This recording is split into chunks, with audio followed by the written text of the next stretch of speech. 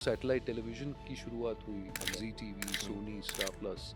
तो ना चाहते हुए तो नहीं कहूँगा, लेकिन ना स्ट्रैटेजाइज़ करते हुए, ना सोचते हुए, by default being in the right place at the right time, जहाँ बेशुमार कंटेंट की अचानक ज़रूरत पड़ गई।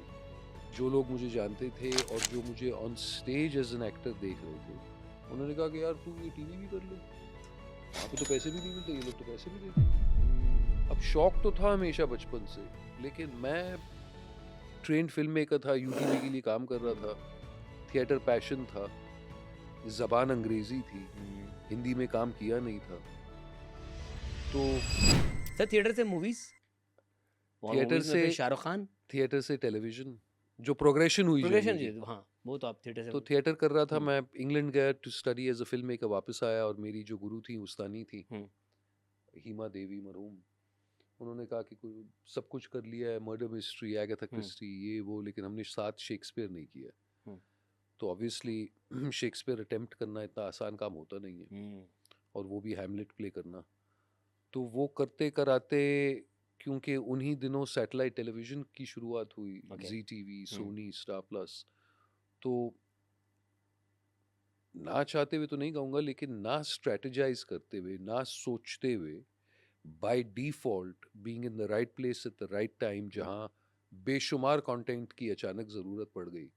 जो लोग मुझे जानते थे और जो मुझे on stage as an actor देख रहे थे, उन्होंने कहा कि यार तू ये टीवी भी कर ले, वहाँ पे तो पैसे भी नहीं मिलते, ये लोग तो पैसे भी दे देंगे। अब शौक हम्म, तो था हमेशा बचपन से, लेकिन मैं ट्रेन्ड फ़िल्म मेकर था, यूटीवी के लिए काम कर रहा हम्म, था, थिएटर पैशन था, ज़बान अंग्रेज़ी थी, हम्म, हिंदी में काम किया नहीं था।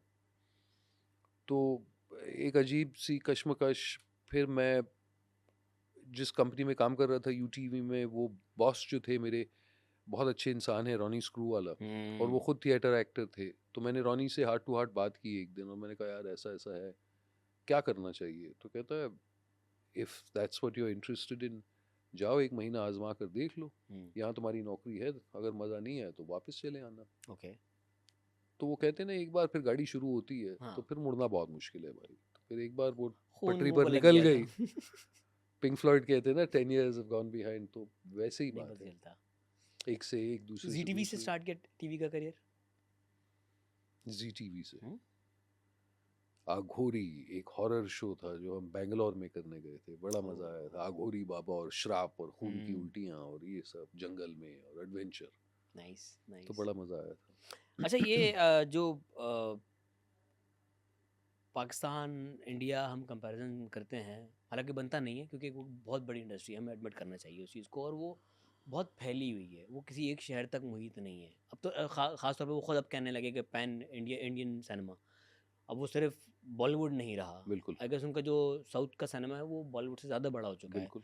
और हम लोग इन पाकिस्तान ले दे के एक छोटी सी इंडस्ट्री है वो भी 90% कराची में है 10% कराची से बाहर इस्लामाबाद या लाहौर आप कह सकते हैं तो कंपैरिजन बनता नहीं है लेकिन फिर भी आपने दोनों जगह काम किया इनफैक्ट हॉलीवुड फिर एक और बड़ा स्केल इन तीनों जगहों में आपको क्या डिफरेंस फील हुआ भाईजान काम करने वाले वही हैं, जज़्बा वही है। हम्म मगर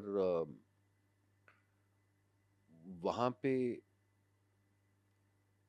एज़ अ टेक्नीशियन आपको 2-3 चीज़ों से जंप नहीं करना पड़ा। तो अगर आपने अपना करियर साउंड में शुरू किया, हम्म तो एज़ अ साउंड पर्सन आप इतने सिक्योर रहे हम्म कि साउंड में ही आप माहिर बन गए। हम्म सिमिलरली कैमरा डिपार्टमेंट के लोग, सिमिलरली हम्म एक्शन वाले, सिमिलरली कॉस्ट्यूम्स वाले, हम्म प्रोडक्शन डिज़ाइनर्स।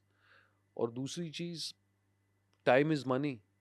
तो वक़्त की पाबंदी बहुत अहम है, क्योंकि अगर the day starts of on a slack note, तो हम्म जितना काम आपने प्लान किया है वो होता नहीं है। हम्म एज़ अ रिज़ल्ट प्रोड्यूसर चिढ़ जाता है, एज़ अ रिज़ल्ट डायरेक्टर पे अनड्यू प्रेशर आता है, एज़ अ रिज़ल्ट जो काम इतने टाइम में होना चाहिए वो ख़त्म करने के लिए कम टाइम, तो वो एक डोमिनो इफ़ेक्ट हो ही जाता है। It's like a house of cards, right? तो और सिर्फ इंडिया में नहीं, पूरी दुनिया में और पाकिस्तान में भी, जब बाहर के ट्रेन्ड लोग या बाहर के लोग काम करने आते हैं, तो हम उन्हीं के हिसाब से काम कर लेते हैं। यस तो अगर वो सुबह के 6 बजे का कॉल टाइम देते हैं, यस तो यस हम 6 बजे पहुंच जाते हैं। हम्म तो that's the way everyone else works. बस हमारी इंडस्ट्री में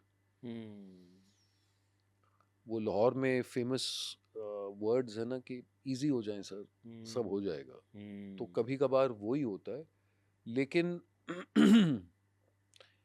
यार it's also double edge sword, क्योंकि फिर जितना रिलैक्स और जितने मज़े से आपको यहाँ काम करने को मिलता है, जितना चौड़ा आप हो सकते हैं उतना आप कहीं और हो भी नहीं सकते। हाँ हाँ तो you know it's a double edge sword. और वो कहते हैं मैंने in Rome do as the Romans. तो इनिशियली तो मैं बड़ा चिढ़ता था कि आपने कहा था गाड़ी 9 बजे आ रही है, अब 10:30 बज रहे हैं, गाड़ी नहीं आई।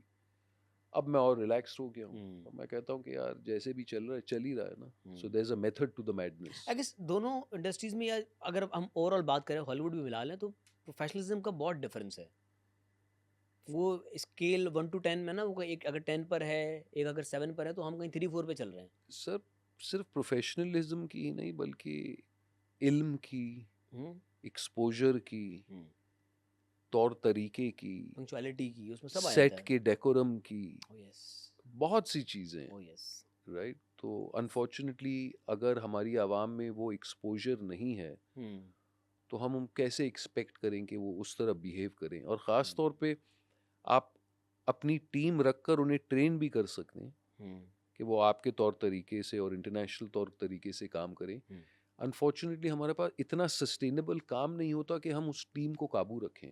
तो जब आपके पास काम नहीं होता वो टीम बिखर जाती है, कहीं और चली जाती है। अचानक आपके पास प्रोडक्ट आया या प्रोजेक्ट आया, उसी टीम को आप दोबारा से गैदर करने की कोशिश करें, कोई यहाँ अपने काम में मसरूफ़ है, कोई वहाँ लगा हुआ है, तो काम तो नहीं रुकता। So it goes back to square one. आप समझ रहे हैं?